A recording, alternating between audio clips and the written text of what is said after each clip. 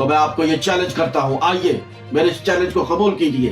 اقرار الحسن صاحب، آپ نے 7 سال یا 8 سال یا 10 سال آپ نے محنت کی، ٹھیک ہو گیا، آپ سوئیاں نکالنے میں کامیاب ہو گئے، آپ جناب والا گولیاں نکالنے میں کامیاب ہو گئے۔ اگر آپ نے محنت کرنی ہی تھی، حق خطیب کا مقابلہ کرنا ہی تھا، تو پھر کسی اچھی چیز پہ محنت کرتے۔ حق خطیب نے جناب والا یورپ میں جا کر، UK میں جا کر تاجدار ختم نبوت کا نعرہ لگایا، ہزاروں لوگوں کو جمع کر کے۔ آپ نے بھی اگر نقل اتارنی تھی تو ہزاروں لوگوں کو جمع کر کے ختم نبوت کا نعرہ لگاتے۔ گجرانوالہ کے اندر، سیالکوٹ کے اندر، سرحد کے اندر، بلوچستان کے اندر، سندھ کے اندر، پورے پاکستان کے اندر حق خطیب نے ہزاروں کا مجمع لگا کر تاجدار ختم نبوت کا نعرہ لگایا۔ آپ اس پہ محنت کرتے جناب، جو محنت کرنے والی تھی۔ آپ نے کس چیز پہ محنت کی؟ لٹا کر اس کو 100 چھتر مارے جائیں، 100 چھتر مارے جائیں، سوئیں نکال کر اور مریض کو صحت یاب کرنا۔ حق خطیب نے صرف سوئیں نکالی ہیں؟ حق خطیب نے صرف گولیاں نکالی ہیں؟ حق خطیب نے صرف چینیں نکالی ہیں؟ یا حق خطیب نے یہ سب کچھ نکال کر ایک اباہج آدمی کو کھڑا کر کے چلا دیا ہے؟ اس کی منطقی حیثیت کیا ہے؟ ذرا علماء سے پوچھئے۔ ایک آدمی ایک بادشاہ کے سامنے آیا اور آ کے کہنے لگا، بادشاہ سلامت، میں نے ایک محنت کی ہے۔ بادشاہ نے کہا، کون سی محنت کی ہے؟ انہوں نے کہا، بادشاہ پہلے یہ بتاؤ کہ انعام دو گے؟ اس نے کہا، بالکل دوں گا۔ اس نے ایک سوئی منگوائی اور اس سوئی کو پکڑ لیا، پکڑ کے کہا کہ اسے آپ پکڑے۔ ایک آدمی کو پکڑا دیا اور دوسری سوئی اس نے منگوائی اور اس کو جناب والا جس طرح تیر چلاتے ہیں نا، اس میں سے جناب والا ربڑ کے اندر رکھ کر اس نے ایسے ماری اور دوسری جو سوئی تھی اس کے نکے کے اندر سے سوئی نکل گئی۔ وہ جو سوئی کے اندر چھوٹا سا سوراخ ہوتا ہے، اس سوئی کے اندر سے وہ سوئی نکل گئی۔ بادشاہ نے کہا، واہ، یہ تو بہت بڑی بات ہوئی۔ بادشاہ نے کہا، اسے 100 اشرفیاں دی جائیں۔ 100 اشرفیاں لیں اور اس کے بعد بادشاہ نے کہا، کب اسے لٹا کر اس کو 100 چھتر مارے جائیں۔ وہ کہنے لگا، بادشاہ یہ کیا ہوا؟ اشرفیاں بھی اور لتریشن بھی؟ بادشاہ نے کہا کہ تو نے محنت کی ہے، اس لیے تجھے اشرفیاں دی ہیں، اور تو نے کس چیز پہ محنت کی ہے؟ فضول چیز پہ محنت کی، اس پہ ہم نے تجھے سزا دی ہے۔ اقرار الحسن صاحب، آپ نے 7 سال یا 8 سال یا 10 سال آپ نے محنت کی، ٹھیک ہو گیا، آپ سوئیں نکالنے میں کامیاب ہو گئے، آپ جناب والا گولیاں نکالنے میں کامیاب ہو گئے۔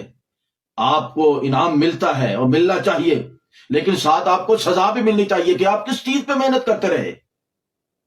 اگر آپ نے محنت کرنی ہی تھی، حق نقیب کا، حق خطیب کا مقابلہ کرنا ہی تھا، تو پھر کسی اچھی چیز پہ محنت کرتے۔ حق خطیب نے جناب والا یورپ میں جا کر، UK میں جا کر تاجدار ختم نبوت کا نعرہ لگایا، ہزاروں لوگوں کو جمع کر کے۔ آپ نے بھی اگر نقل اتارنی تھی تو ہزاروں لوگوں کو جمع کر کے ختم نبوت کا نعرہ لگاتے۔ گجرانوالہ کے اندر، سیالکوٹ کے اندر، سرحد کے اندر، بلوچستان کے اندر، سندھ کے اندر، پورے پاکستان کے اندر حق خطیب نے ہزاروں کا مجمع لگا کر تاجدار ختم نبوت کا نعرہ لگایا۔ آپ اس پہ محنت کرتے جناب، جو محنت کرنے والی تھی۔ آپ نے کس چیز پہ محنت کی؟ اور باقی رہ گئی سوئیں نکالنے والی بات، تو میں آپ کو یہ چیلنج کرتا ہوں، آئیے میرے اس چیلنج کو قبول کیجئے۔ سوئیں نکال کر اور مریض کو صحت یاب کرنا۔ حق خطیب نے صرف سوئیں نکالی ہیں؟ حق خطیب نے صرف گولیاں نکالی ہیں؟ حق خطیب نے صرف چینیں نکالی ہیں؟ یا حق خطیب نے یہ سب کچھ نکال کر ایک اباہج آدمی کو کھڑا کر کے چلا دیا ہے؟ یا حق خطیب نے بیماروں کو ٹھیک کر دیا ہے؟ کسی کی بیماری کو ٹھیک کرنے کے لیے سوئیں نکالنا، چینیں نکالنا، گولیاں نکالنا یا ایسا کوئی کام کرنا، اس کی منطقی حیثیت کیا ہے؟ ذرا علماء سے پوچھئے، جائیے علماء سے پوچھئے کہ ایسا کام کر کر کسی کو صحت دینا، کسی کو شفا یاب کرنا اور کسی کی تنگی اور مصیبت اور پریشانی کو دور کرنا، یہ ٹھیک ہے یا نہیں؟ اس کی منطقی حیثیت کیا ہے؟ ذرا پوچھئے جا کر۔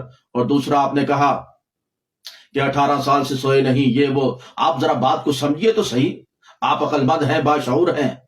یہاں سے جناب والا فیصل آباد سے گاڑی چلے اور سیالکوٹ تک پہنچے اور نیچے اتر کر ڈرائیور کہے، میں نے راستے میں ایک سانس بھی نہیں لی، تو اس کا کیا مطلب ہے کہ اس نے راستے میں ایک سانس نہیں لی؟ اس کا مطلب یہ ہے کہ گاڑی لگاتار چلتی رہی، راستے میں کھڑی نہیں کی۔